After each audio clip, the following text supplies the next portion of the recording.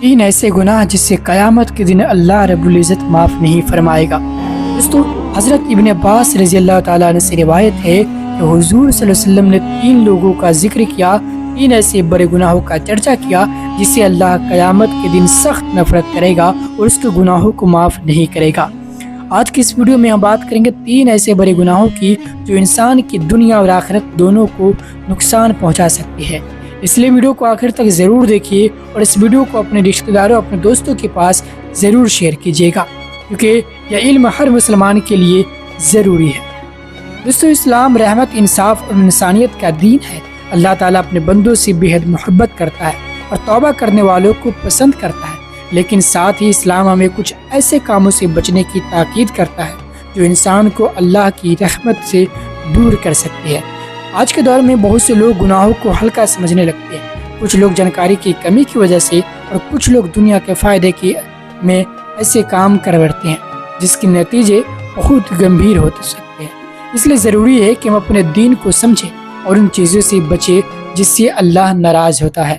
تو چلیے جانتے ہیں ان تین چیزوں کے بارے میں جس کے بارے میں اللہ رب العزت نے فرمایا کہ تین ایسے لوگ جس کے بارے میں رسول اللہ نے فرمایا کہ اس کی بخشش اس کو اللہ تعالیٰ نے قیامت کے دن نہیں معاف کرے گا۔ پہلا، شرک، اللہ کے ساتھ کسی کو ساتھی ٹھہرانا۔ اسلام کی سب سے بڑی بنیاد توحید ہے، یعنی ایک اللہ پر ایمان رکھنا۔ توحید کا مطلب ہے کہ عبادت، دعا، بھروسہ اور مدد کی امید صرف اللہ سے رکھی جائے۔ شرک کا مطلب ہے اللہ کے ساتھ کسی اور کو اس کے برابر نہ ٹھہرانا۔ قرآن میں بار بار توحید کی اہمیت اور شرک سے بچنے کی بات بتائی ہے۔ ایک مسلمان کا سب سے بڑا خزانہ اس کا صحیح عقیدہ ہوتا ہے۔ جب انسان کا بھروسہ صرف اللہ پر ہوتا ہے وہ مشکل حالات میں بھی امید نہیں چھوڑتا۔ اس لیے ہمیں ہمیشہ اپنے عقیدے کی حفاظت کرنی چاہیے اور اس حال میں اللہ کی طرف رجوع ہونا چاہیے۔ دوسرا، جادو کرنا یا جادو کروانا۔ دوسرا سب سے بڑا گناہ میں جادو آتا ہے۔ اسلام میں جادو کو بہت گمبھیر معاملہ بتایا گیا ہے۔ افسوس کی بات ہے کہ آج بھی کچھ لوگ اپنی پریشانیوں کا حل دعا، صبر اور محنت میں تلاش کرنے کے بجائے جادو ٹونے کے راستے پر چل پڑتے ہیں۔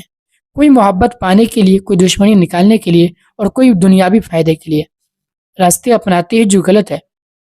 لیکن ایک بات ہمیشہ یاد رکھیے کہ مشکلوں کا حل اللہ کے پاس ہے۔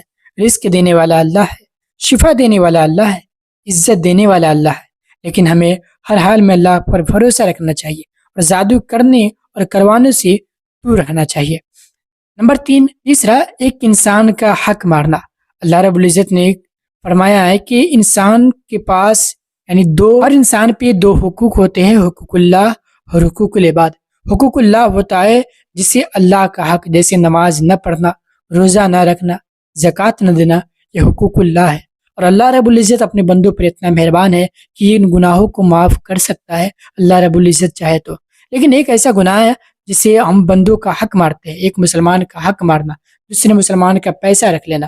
اللہ رب العزت قیامت کے دن معاف نہیں کر سکتا ہے، ہمیں اس چیز کا اجر سزا نہیں دے سکتا ہے۔ اللہ رب العزت اس وقت معاف نہیں کر سکتا ہے جب تک ہم کسی کا دل دکھائے اور وہ ہمیں معاف نہ کر دے۔ ہم جس سے پیسے لیے ہیں وہ ہمیں معاف نہ کر دے۔ تو اللہ رب العزت سے دعا ہے کہ ہمیں تمام مسلمانوں کو ایسے گناہ سے بچنے کی توفیق عطا فرمائے۔ آپ لوگ کمنٹ میں آمین ضرور لکھیں اور ویڈیو کو سباب کی نیت سے شیئر کر کے سبسکرائب ضرور سے کریں۔